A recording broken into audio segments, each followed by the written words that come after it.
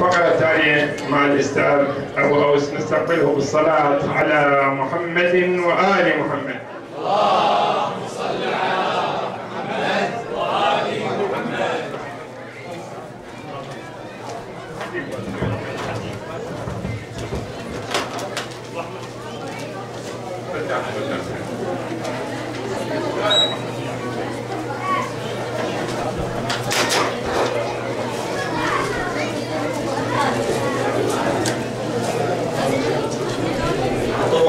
والصلاة على محمد وآل محمد.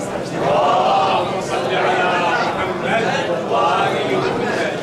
اللهم بلغ مولاي صاحب الزمان صلوات الله عليه عن جميع المؤمنين والمؤمنات في مشارق الأرض ومغاربها، برها وبحرها وسهلها وجبلها، حيهم وميتهم، وعني وعن والدي وعن جميع المؤمنين والمؤمنات. اللهم بلغه بحق محمد وآل محمد هذه الصلوات والتحيات. اللهم اجعلنا من جنود الإمام الحجة عجل الله من محمد. هذه للمرة الأولى ألقي محاضرة، وهذه المحاضرة قد تكون between 15 minutes and 20 minutes. هي محاضرة موضوعها نفس الإنسان بين حقيقة الإيمان ولغة الشيطان، فأرجو الانتباه. The human soul between the reality of faith and the lure of devil or Satan or Shaitan. Between piety and rebellion. ونفس وما سواها فألهمها فجورها وتقواها. Between piety and rebellion. Think about it. هنا باعتباري أنه الموضوع فلسفة النفس. The concept of soul.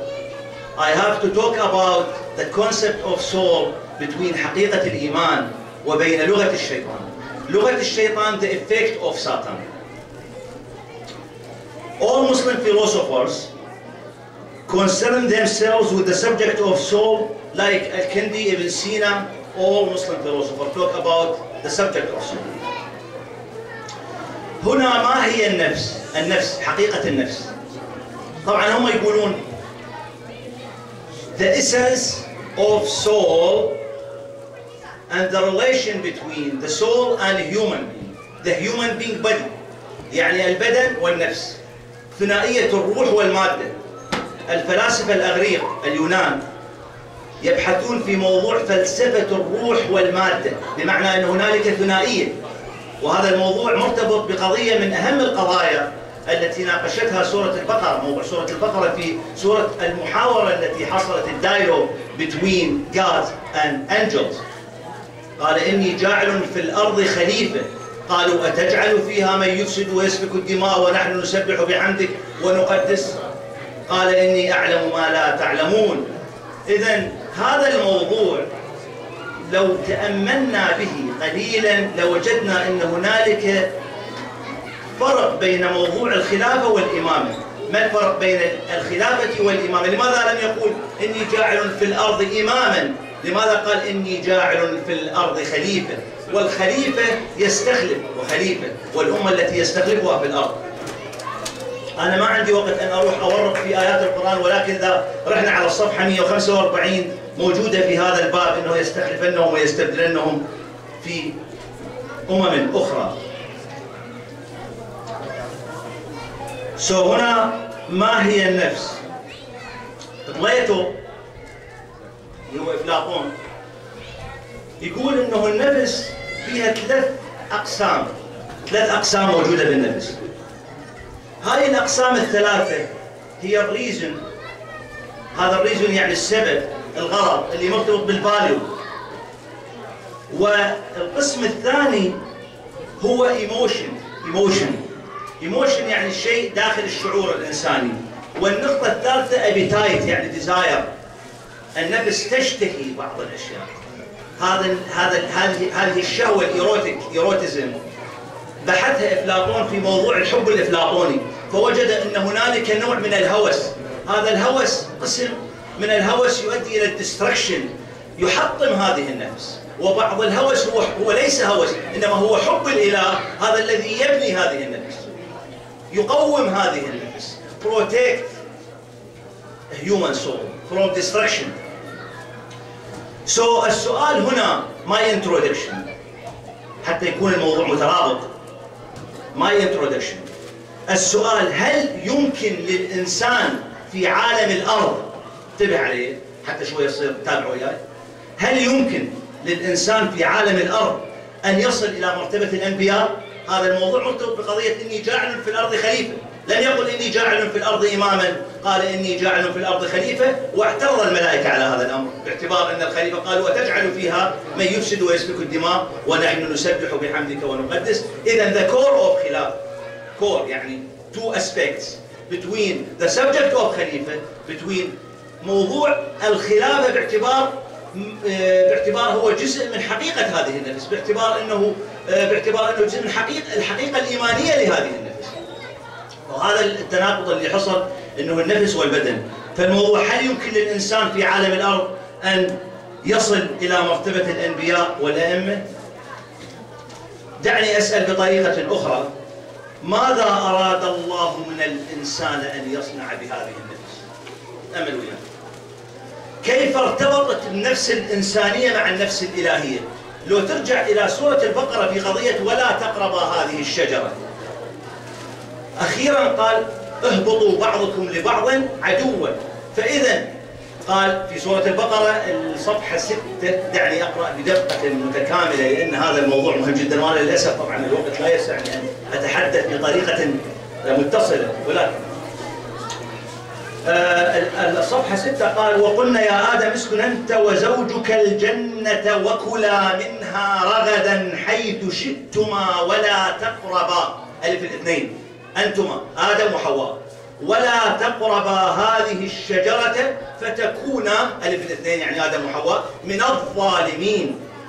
هنا فأزلهما الشيطان عنها فأخرجهما مما كانا فيه وقلنا اهبطوا. هنا جاءت وقلنا اهبطوا بواو الجماعة، يعني آدم وحواء زاد واو الجماعة. لماذا حصل انه واو الجماعة انتقلت من ولا تقرب؟ هذا هو الكونتمبليشن، هذا هو الاوبسرفيشن، هذا هو الكونسيدريشن ذا مينينج اوف الآيات القرآنية. لعلكم تعقلون، إنا أنزلناه قرآنا عربيا لعلكم. هذا المعنى التعقل، هذا التأمل، هذا المعنى التأملي للقرآن. وقلنا اهبطوا بعضكم لبعض عدو ولكم في الأرض مستقر ومتاع إلى حين، بمعنى أن الشيطان جاء إلى الأرض فانتقلت هذه الروح الإلهية التي كانت مرتبطة في عالم السماء divinity إلى عالم الأرض، حتى أصبح هنالك تناقض بين هذه الروح المرتبطة مع البدن في عالم الأرض، باعتبارها جاءت هذه الغريزة، هذه الشهوة، هذه التي جاء بها الشيطان إلى آدم وحواء، وحصلت انحلت هذه الروح الشيطانية في عالم الأرض فارتبطت بالبدن. ولذلك نحن محاطون بهذا الديستركشن، محاطون بهذه الرغبات، محاطون بهذه الغرائز. ولهذا أن الموضوع يبحث في قضية: هل أن الإنسان يستطيع أن يرتقي إلى مرتبة الأنبياء؟ إذن كيف ارتبطت النفس الإنسانية مع النفس الإلهية؟ هنا دعني أتصفح القرآن لأذهب إلى سورة البقرة في موضوع المجادلة، وهذا ما تحدثت عنه.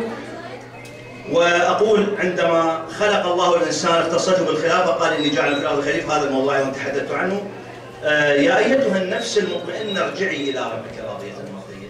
دعني أعرج قليلا على هذا الموضوع.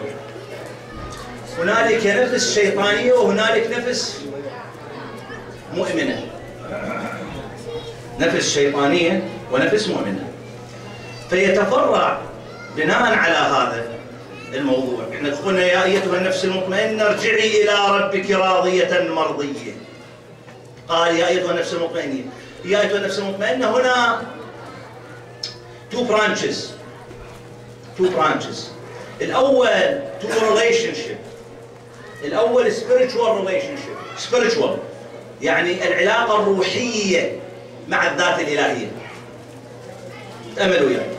والثاني هو religious relationship. الارتباط مع الديفاين لو، the divine law of Allah of God. فإذا اكو ارتباطين لهذا النفس.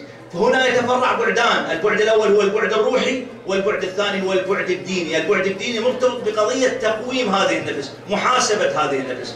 وردت آيات قرآنية كثيرة في هذا المعنى، ونستطيع أن نتأمل ما ورد في هذه الآيات.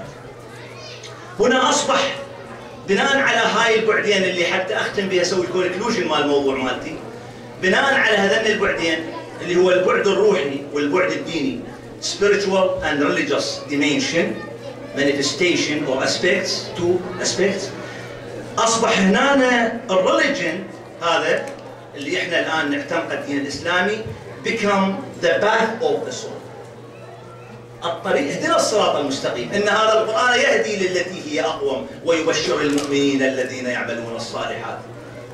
تأمل في هذا المعنى؟ اذا هنالك ترابط بين هاي الايات القرآنية حتى تقوم الروح. اللهم ارحمني بالقرآن واجعله لي اماما ونورا وهدى ورحمة. اللهم ذكرني منه ما نسيت ان هذا القرآن يهدي، ولو استقاموا على الطريقة لأسقيناهم ماء غدقا، الآية 6 في سورة الجن لو تبعناها. فكثير من الترابط هذا اللي يحصل، هذا الترابط وين معناه؟ يرتبط بقضية الروح، بقضية الروح. وطبعا لا تنسى انه اذا نذهب الى الصفحة نشوف الدرجات اللي موجودة. الله سبحانه وتعالى فضل الناس وفقا لهذه الدرجات الإيمانية، فضل بعضهم على بعض كما فضل الأنبياء والرسل. صحيح؟ طيب إذا Allah formed the relation between the earth and divinity. لأنه إذا أنت تروح إلى قضية السورة القرآنية في ونفسه وما سواها، تجد الأرض خلق الأرض والسماء، فإذا هذا الترابط بين الأرض، بين عالم الأرض وعالم السماء بناء على هذا المعنى. هنا عندما يرتقي الإنسان بنفسه ويفهم الدين، تصبح النفس قريبة إلى الإله. تصبح النفس قريبة إلى الإله عندما يفهم الإنسان معنى نفسه، حقيقة نفسه، عندما يقوم الإنسان نفسه، عندما يختبر الإنسان نفسه بناء على المعنى اللي طرح بليتو اللي هو أفلاطون، اللي احنا قلنا ريزن، ايموشن، ابيتيت اللي هو ديزاير، ايروتيزم. الحب الأفلاطوني هو الحب الخاص بالنفس وليس الحب الخاص بالبدن. واضح كلامي؟ فإذا اكو معنى آخر لهذا الحب. فإحنا طريقة الحب، طريقة الارتباط مع الإله بحث أفلاطون، ولا ننسى أن هنالك ترابط بين الفلسفة الإغريقية وفلسفة ابن رشد والكندي والغزالي وكثير من الفلاسفة بهذا المعنى وفقا للفوارق. هنا يصبح من الضروري معرفة التمييز بين العقل والنفس. أصبح عندنا عقل وعندنا نفس. هنا اختلافات كثيرة، يقولون ما الفرق بين النفس؟ لماذا قال يا أيتها النفس المطمئنة ارجعي إلى ربك راضية مرضية؟ لماذا لم يقل يا أيها العقل، يا أيها الإنسان؟ لماذا قال يا أيتها النفس؟ إذا هنا النفس هي صورة الإنسان في عالم الأرض، هي صورة التجسد. إحنا ما عندنا تجسد انكارنيشن وفقا للمعنى اللي يطرحونه الأخوة المسيح، لكن هذا المعنى الآخر لحقيقة النفس هي صورة الإنسان، نفس الإنسان هي صورة هذا البدن في عالم الأرض. تأملوا وياي؟ لذلك نشوف هنالك اختلاف بين هاي الأنفس. تجد هناك نفس لوامة، نفس مطمئنة، نفس مؤمنة، نفس كافرة، نفس شيطانية، نفس تحب الكراهية للآخرين. وإنما تجد بالمقابل تجد نفس تحب الآخرين، تتمنى الخير للآخرين. الهنود وفقا للسنسكريت لانجوج يقولون بورباني مامزا. بورباني مامزا يعني purity, purification, perfection mind and purity. Pure your soul in order to reach the stage of purification. So بورباني مامزا يعني البيور زائدا العقل، النولج زائدا الحكمة. ومن أوتي الحكمة فقد أوتي خيرا كثيرا. لأنه من الوايز من غير النولج من، لأنه الإنسان الحكيم وغير الإنسان العالم. بس الفلاسفة اليونان يقول أن الحكمة أو النولج هو the power. النولج هو the power، القوة التي تهيئ النفس لاستقبال الحكمة، للتمييز بين الحق وبين الباطل. الإنسان الجاهل لا يستطيع أن يميز بين الحق والباطل. هنا أعيد مرة ثانية، أربط الموضوع بقضية العقل والنفس. هنالك ترابط جدلي، harmonical relationship, the correlation of relationship between sensation and meditation. السنسيشن هو الأحاسيس الموجودة في داخل النفس. sensation, perception and meditation. So meditation عند الديانات الأخرى هو التأمل، هو الارتباط الميستيكال ديمنشن، يمثل الميستيكال ديمنشن، يمثل البعد الصوفي لهذه العلاقة، الكورليشن اوف ريليشن شيب بين ذا سول اند God, divinity، عالم السماء وعالم الأرض. ما أريد أن أطيل عليكم، لكن أقول حتى أختم قريب الكونكلوجن. هنا حقيقة فيزيائية في علم الفيزياء درسناها، الديفيجن بين الأوبسيرفد أند أوبسيرفر. شنو هذا الديفيجن بين الأوبسيرفد أند أوبسيرفر؟ البوذيين والديانات الأخرى طرحت بلغة المديتيشن، إحنا لا، إحنا نقول supplication، إحنا pray humble to God، to الله، حتى نعرف الحقيقة الإلهية وفقا لهذا المعنى. نعرف الحقيقة الإلهية وفقا لهذا المعنى. هنالك حقيقة فيزيائية. الإمام علي عليه السلام يقول كأنه يتجسد الله سبحانه، كأني أرى الله، كأني أرى الله في صلاتي، لأنه أكو حقيقة فيزيائية. الأوبسيرفد بالدي أن أوبسيرفر، يعني في علم الفيزياء إذا أكو ديفيجن عندنا بين هاي النفس، إذا كانت النفس دري، إذا كانت أجلينس، وبين النفس البيورتي، الحسن والقبح اللي درسه الأخوند الخراساني في هذا الموضوع في هذا المعنى. النفس القبيحة لا تستطيع أن ترتقي إلى عالم السماء، النفس الشريرة لا تستطيع أن ترتقي إلى عالم السماء، لكن النفس الحقيقية هي النفس التي تحب الآخرين. Cosmic soul. Cosmic soul, you have to burn yourself in order to make it possible for other people. According to the Sanskrit language, الفيدانتا الديانات الهندية درست في هذا الإبراهيم أنه توصل للكوزميك سول. إحنا عندنا الأئمة وصلوا للكوزميك سول. You have to burn yourself in order to make it possible for other people. أنا أحرق نفسي من أجل أن أنشر السعادة للجميع، أن أرى الناس يتمتعون بهذه السعادة، هذه السعادة التي تخص الدنيا والآخرة. هذا هو الحقيقة، المعنى الحقيقي لولادة الإمام الحجة عجل الله له الفرج. هذا هو المعنى الحقيقي لولادة الإمام الحجة.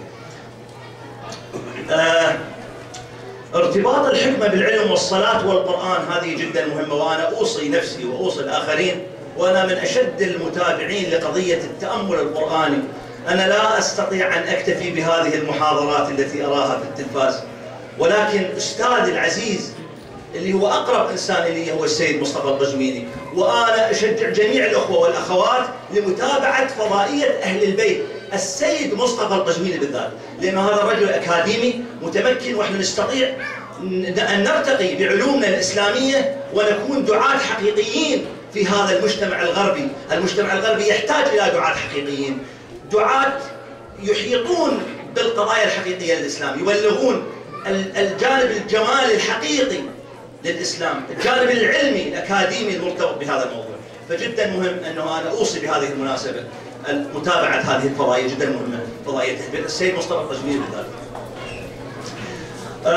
أنا من هذا المنبر أقول بمناسبة ميلاد الإمام الحجة بقية الله على أرض، أقول السلام عليك يا مولاي يا صاحب الزمان، أقول السلام عليك يا خليفة الرحمن، أقول السلام عليك يا شريك القرآن، السلام عليك يا قاطع البرهان، السلام عليك يا إمام الإنس والجان، وسلم تسليما كثيرا. في هذا اليوم نحتاج إلى زيارة وارث مرتبطة بناء على هذا المعنى. وأقول في النهاية وجعلناهم أئمة يهدون بأمرنا وأوحينا إليهم فعل الخيرات وإقام الصلاة وإيتاء الزكاة